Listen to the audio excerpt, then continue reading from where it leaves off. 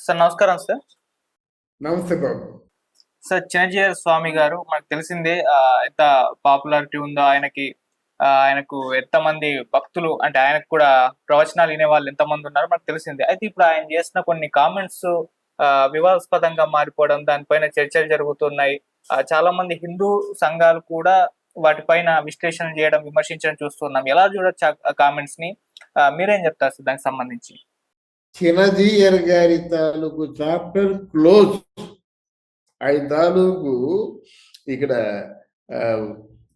దాన్ని ఏమంటారు, సన్యాసిగా లేకపోయినట్టుగా ఒక స్వామీజీగా ఆయన ఎంతైతే పేరు తెచ్చుకున్నాడో దేశ విదేశాల్లో కూడా ఎంతైతే తన తాలూకు సామ్రాజ్యమే అనవచ్చు. ఆల్మోస్ట్ చాలా చిన్నజీయర్ స్వామికి చాలా పెద్ద ఫాలోవర్స్ ఉన్నారు. చాలా ఈ ఈ బిల్డింగ్స్ కానీ ఆస్తులు సంపదలు ఉంది, ఎక్కడ పడితే అక్కడే సంపదలు ఉన్నాయి చిన్నజీయర్ స్వామికి. విశాఖపట్నం కానీ, హైదరాబాద్ కానీ, ఎక్కడ బెంగళూరు కానీ ఆల్మోస్ట్ వాళ్ళు. అసలు నాకు ఈ స్వామీజీకి, చిన్నజీయర్ స్వామీజీకి ఒక సన్యాసికి ఇలాగే చెప్పాలి నేను. అంతకంటే పెద్ద మాటలు నేను వాడడానికి నాకు ఇష్టం లేదు. నువ్వు సన్యాసివి, నువ్వు టైపిస్ట్వి మొదట్లో. ఏదో మొత్తానికి ప్రభావితం అయింది స్వామీజీల జీవితం అంతా, మారావు. తర్వాత మాటకారివి, తర్వాత నువ్వు ఆలోచన పరుడు గనక ఏదో విధంగా నిన్ను నువ్వు ప్రమోట్ చేసుకోవడంలో మీడియాని బాగా వాడుకున్నాడు. ఆ రోజుల్లో చిన్నజీయర్ స్వామి చిన్నగా ఉన్నప్పుడు కానీ సిటీ కేబుల్లో ప్రవచనాలు చెప్తుండేవాడు. అంటే చిన్నగా ఉండేవాడు, ప్రవచనాలు చెప్తున్నాడు, నవ్వుతూ చెప్తుండేవాడు అని మొత్తానికి చాలామంది ఆయన తాలూకు ఫాలోవర్స్ తయారయ్యారు. ఒకరోజు నేను వెళ్ళా, ఒక ఒక ఒక ఆయన తాలూకు ఫాలోవర్తో వెళ్ళా. నాకు భారతంలో చిన్న కథలు అనేటువంటి ఒక సీరియల్కి మంగళాశాసనాలు చెప్పించాలని వెళ్ళా అన్నమాట. వెళ్తే ఒక అరగంట సమయం నన్ను కూర్చోబెట్టారు అక్కడ ఎదురుగా. నమస్కారం పెడితే నమస్కారం పెట్టారు. అరగంట సమయం నన్ను కూర్చోబెట్టారు. ఈ అరగంటలో ఆయన ఏమి చేశారంటే చెక్కుల మీద సంతకం చేస్తున్నారు. స్వామీజీకి తెగులకి సంబంధం ఏముంది? ఆయన ఎవరో ఉంటారు, వాళ్ళు చూసుకుంటారు, అంతే కదా. అలా కాకుండా అడ్మినిస్ట్రేషన్ మొత్తం అంతా ఆయనే చూసుకుంటాడు. ప్రతి చెక్కు మీద కూడా ఆయనే సంతకం చేస్తాడు. ఎందుకంటే టు కంట్రోల్ ది టీమ్ అంటాడు. నీ కంట్రోల్ ఏమిటయ్యా? నీ తాలూకు నీ బ్రహ్మజ్ఞానం పొందిన తర్వాత నీకు తెలిసినటువంటి జ్ఞానాన్ని 10 మందికి పంచాలి. 10 మందిని కూడా సమాజానికి ఉపయోగపడే మనుషులుగా తీర్చిదిద్దాలి. డబ్బుతో నీకు సంబంధం లేదు, ఎవరో చూసుకుంటారు. చెక్కులు ఏమిటి, అడ్మినిస్ట్రేటివ్ ఏమిటి, ఎడ్యుకేషన్ ఏమిటి, ఇదంతా నాకు కొంచెం ఆశ్చర్యంగా అనిపించింది.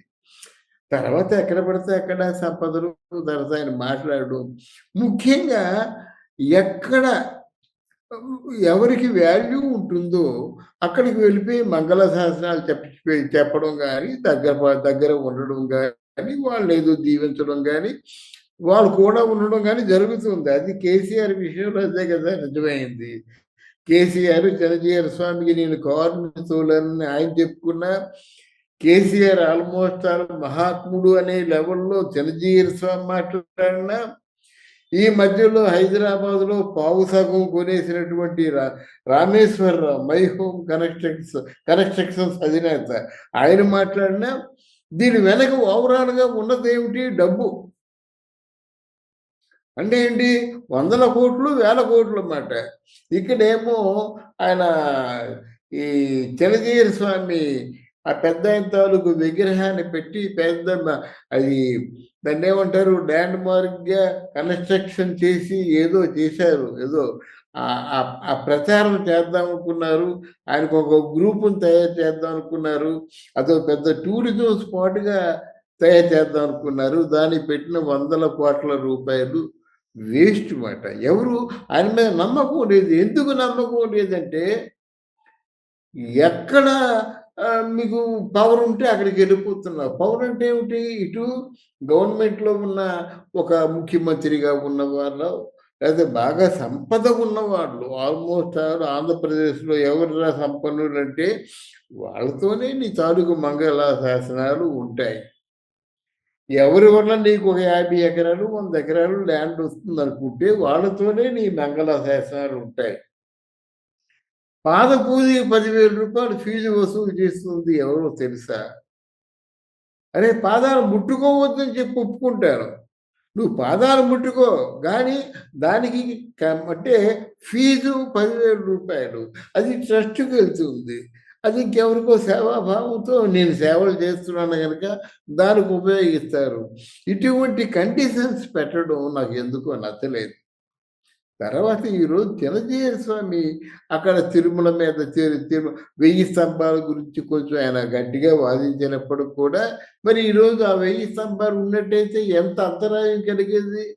ముందు చూపుతోనే కదా అక్కడ 1000 స్తంభాలు తీసేసి తిరుమల గుడి ముందు అంత స్థలాన్ని కేటాయించగలిగారు. దానికి ఒక ప్రొటెక్షన్ కావాలి కదా!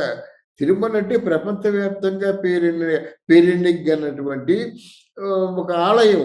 పవిత్రమైనటువంటి ఆలయం. దానికి ముందు ప్రొటెక్షన్ కోసం ఎంత ప్లేస్ మీరు కేటాయించాలన్నది ఆ రోజుల్లో చంద్రబాబు నాయుడు విజువలైజ్ చేశాడు. మీరు ఎంత ఆవేశపరులంటే ఆ ముందు చూపు లేకుండా, ఆ విజన్ లేకుండా ఈ తిరుమల గుడికి 1000 స్తంభాలని పడగొట్టేసి స్పేస్ తీసుకున్నారు కనుక నేను రాను అని చెప్పేసి ఆవేశంతో శపథం చేసినటువంటి చరిత్ర చిన్నజీయర్ స్వామిది. అసలు సన్యాసుడు కోపం ఎందుకు వస్తుందండి? ఇప్పుడు అన్నిటిని వదిలేయడం కదా! సన్యాసం అంటే ఏమిటి? అన్నిటిని వదిలేయడం. అమ్మా నాన్నని వదిలేయడం కాదు. అహంకారాన్ని, కోపాన్ని, ఉద్రేకాన్ని, ఉద్వేగాన్ని అన్నిటిని వదిలేయాలన్నమాట. ఎలాగుండాలంటే వాళ్ళకి బాధ కలిగినట్టయితే సన్యాసి నవ్వుకుంటాడు. అజ్ఞాని నువ్వు ఇంత అజ్ఞానంలో ఉన్నావా అని. అంతేగాని ఆవేశంతో మాట్లాడడు. పార్టీలకు ఎవరు ఎవరు కొంచెం సంపన్నమైన పార్టీ, ఎవరి మూలంగా తనకు లబ్ధి చేకూరుతుంది అని ఆలోచించి వాళ్ళ తరఫున మాట్లాడు. చిన్నజీయర్ స్వామికి రాజకీయాలు ఎందుకంటే అసలు ఈరోజు తిరుమల తిరుపతి దేవస్థానం ఎంత అప్రతిష్టకు లోనయిందంటే తిరుమల లడ్డు చూసినట్టయితే అంతకుముందు కళ్ళకు అద్దుకొని లడ్డు చూసేవారు. ఇప్పుడు ముక్కుల దగ్గర పెట్టుకొని లడ్డు చూస్తున్నారు. ఆ పరిస్థితి తెచ్చింది ఎవరండి? వాళ్ళకి శిక్ష పడొద్దండి? లడ్డు ఇచ్చినట్టయితే ముక్కు పేరు పెట్టుకుంటున్నాడు దీంట్లో ఏమి కలిసాయని చెప్పేసి. తర్వాత ఈ తిరుమల పాలు లేకుండా నెయ్యి సృష్టించడం సరే, ఈ దద్దోజన మాట ఏమిటి? అక్కడ ఆ పాలలో ఎంత కలిసిందో తర్వాత నెక్స్ట్ ఉత్తరోత్తర మనకు తెలియపోతుంది అన్నమాట. ఏదైనా పవిత్రతను కాపాడడం కోసం ఆయన మాటల్లో కూడా పవిత్రత ఉండాలి.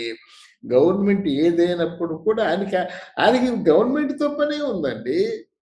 ఆయన తాలూకు భక్తులు, ఆయన తాలూకు అంటే మంచి మాటల్ని వాళ్ళు ఆచరించే వాళ్ళు కావాలి. సమాజం తాలూకు హితవు కోరేవాళ్ళు కావాలి. సమాజంలో సేవలు చేసే సేవాభావం ఉన్నవాడు కావాలి.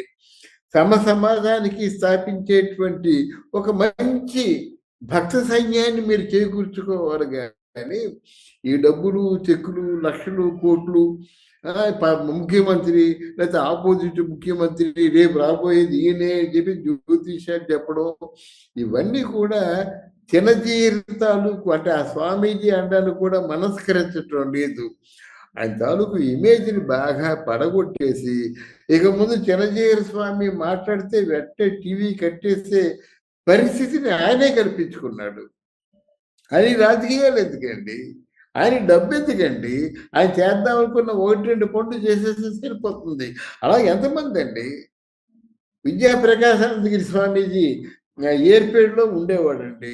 ఆయన స్వామీజీ అని చెప్పలేదు. భగవద్గీతకి అనువదించి ఆ భగవద్గీతను రాసినటువంటి వ్యక్తి ఆయన అట ఏర్పేడులో ఉండేవాడు అన్నమాట. ఆయన అక్కడ చాలా సామాన్యంగా ఏకవస్త్రం కట్టుకునేవాడు, వచ్చేవాడు, చూసేవాడు, మాట్లాడేవాడు. ఎవరైనా డబ్బులన్నా ఆ డబ్బులు ప్రసక్తి వస్తే ఇలా నవ్వుతూ దండం పెట్టేవాడు. అలాంటి వాళ్ళు చాలా మంది ఉన్నారు కదా! మరి మీరెందుకు అంత మీ చుట్టూ ఇంత రిచ్ ఎస్టాబ్లిష్మెంట్ పెట్టుకుంటున్నారు? రిచ్ ఎస్టాబ్లిష్మెంట్ పెట్టుకొని ఏదో సేవ చేస్తున్నాను అంటున్నారు. సేవకి నగిషీలు ఈ 100 కోట్లు, 1000 కోట్లు అవసరం లేదు. మీకు ఉన్నంతలో సేవ చేయొచ్చు. మీ తదనంతరం మీలాంటి ఐడియాలజీ ఉన్నటువంటి భక్తుల్ని తయారు చేసి సమాజ హితవు కోరేవారినే తయారు చేయండి. రాజకీయానికి సన్యాసానికి ఎటువంటి సంబంధం లేదు. అలా డబ్బులకి సన్యాసానికి కూడా ఎటువంటి సంబంధం లేదు. అంటే అన్ని ఆలోచనలు మానేసి మీ మీదే ధ్యాస పెట్టుకొని మీ కాళ్ళుకి దండం పెట్టుకొని పునీతులు అవుదాం అనుకున్నట్టయితే దానికి ఒక రేటు ఫిక్స్ చేసి మిమ్మల్ని మీరు దిగదార్చుకోవద్దు అని ముఖ్యంగా చెప్పదలుచుకున్నాను నేను. చిన్నజీయర్ స్వామి తాలూకు భక్తులు కూడా ఈరోజు వెనక్కి వెళ్ళిపోతున్నారు. ఏం మాట్లాడతారు? ఆయన రాజకీయాలు ఎందుకండి? అవసరమైనప్పుడు ఆయన నోరు పెకలదు.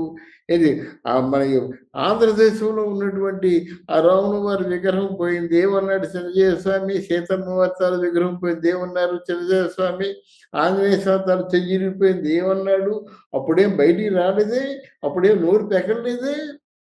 అంతర్వేదిలో రథం కాలిపోయింది, అప్పుడు నోరు పెకలలేదే. హైందవ ధర్మానికి ఇంత అన్యాయం జరుగుతున్నట్టు ఇది సహించమని ఎందుకు చెప్పలేదు? అంటే మిమ్మల్ని సనాతన ధర్మాన్ని రక్షించే వాళ్ళుగా మనం అంటే ఆలోచించి భావించాలా? లేకపోతే ఎక్కడ సంపన్నులు ఉంటారో, ఎక్కడ ముఖ్యమంత్రులు ఉంటారో, ఎక్కడ కాబోయే ముఖ్యమంత్రులు ఉంటారో వాళ్ళ తరఫున మాట్లాడే వ్యక్తిగా ప్రజలు భావించాలా?